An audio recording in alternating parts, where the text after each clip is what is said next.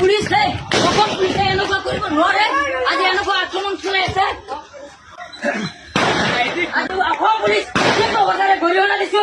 এইখন অসমৰ পুলিচ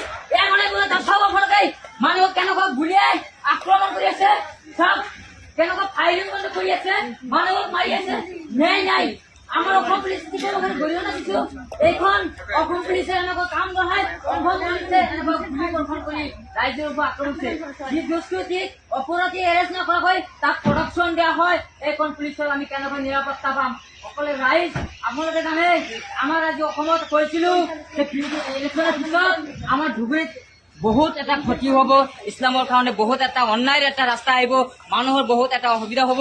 তাৰ প্ৰুফ ইতিমধ্যে দেখা পোৱা গ'ল যে ইতিমধ্যে তেওঁলোকে এনেকুৱা